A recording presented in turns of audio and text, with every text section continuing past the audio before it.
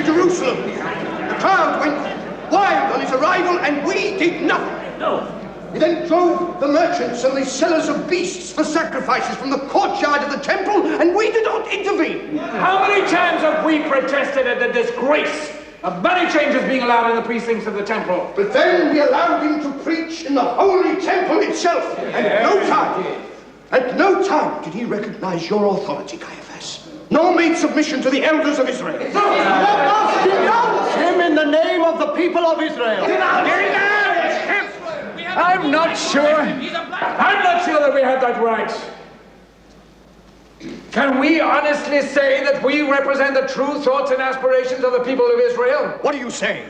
I've often wondered if, as elders, we're not too cut off from them and from their real problems. How can we guide them if we don't know what's in their hearts? But without our guidance, they would be lost.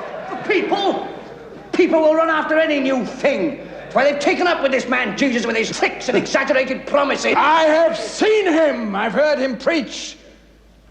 His words reach into men's hearts, not like ours. It's not the old ritual, the old formulas, but a new vision which seems to answer all their hopes. A message of comfort, of goodness, of purity, of the virtues of humility. We've heard it all before, from John the Baptist and hundreds of others. And why not? That is the richness of our religion, that it's always being kept alive by new ideas. Oh, that kind of thinking encourages false prophet. What an incredible people we are. Thirsty for knowledge, but hypocrites afraid of change. We say that we want new ideas so our religion will speak to each generation. And yet, when a prophet appears, burning with faith and fiery revelations, we stifle him. Shall we go down to history as a people who destroys its prophets? No, please, no, brothers, please. Look, this is scarcely the time for philosophical discussions. There are more urgent problems to be considered. He allows those who follow him to hail him as the Messiah. He's a blasphemer! He's an impostor! With respect to those more learned than I, there is one possibility that it seems no one here is ready to consider. What is it?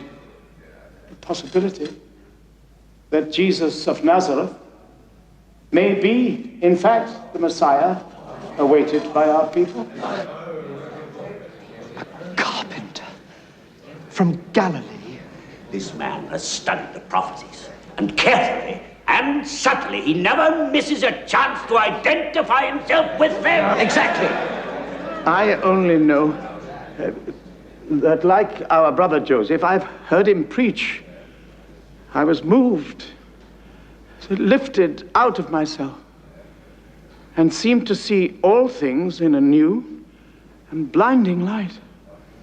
I was aware of wonders, signs that God may be with him, and through him, with us.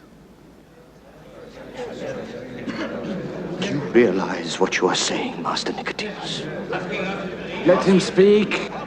Listen to him. Let him speak. Don't shout him The down. coming of the Messiah is the heart of our faith. Why should he not come now? Why do we dream our liberator will be revealed in glory, a new Solomon, new David? Is God not allowed to choose whom he wishes? Even the son of a poor carpenter from Nazareth? David began life as a shepherd.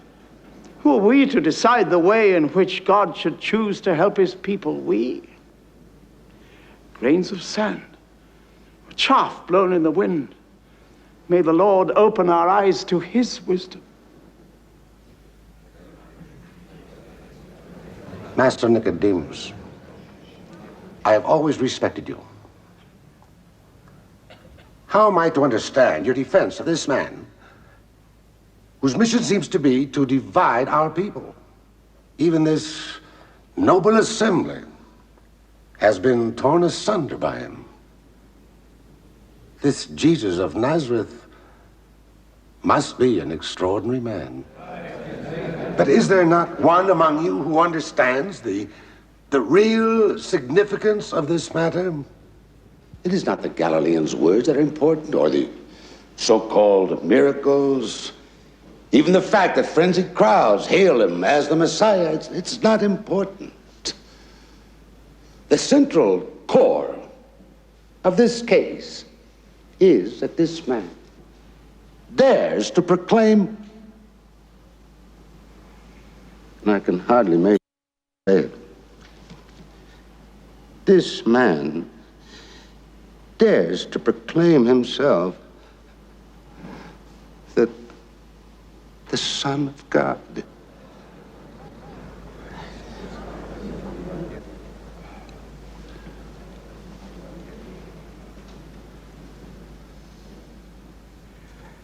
Master Nicodemus, in your great faith and wisdom, and you, Joseph, most honest of men, can you tell us that in your heart of hearts, you believe he is the Son of God, that he is equal to God?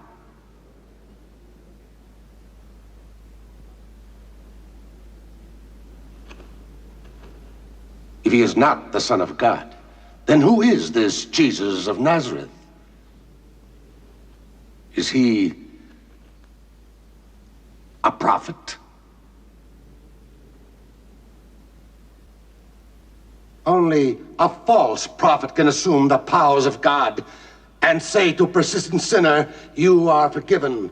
Only God can forgive sins. All through our history, false prophets have been the plague of Israel. This man, while claiming to uphold the law, perverts our most fundamental beliefs.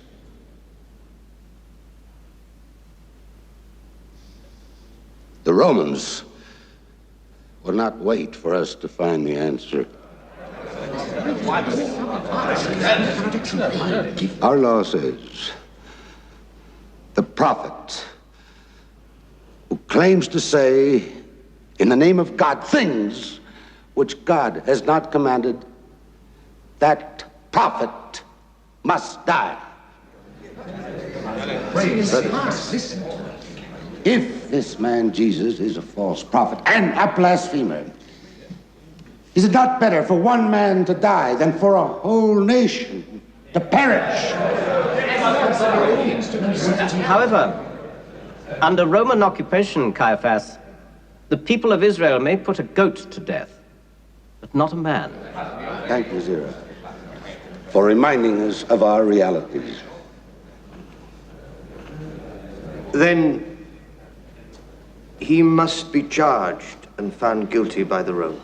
But Caiaphas, we've not found him guilty yet. Surely our law does not condemn a man before first giving him a hearing before the elders of Israel? No matter how serious his offense, we cannot simply hand over one of our brothers to the Romans. Caiaphas, after the Passover, let me persuade Jesus to come to us and explain to us what is in his heart and his mind when he says he is the Son of God.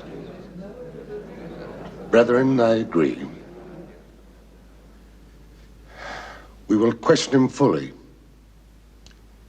and give this Jesus of Nazareth every opportunity to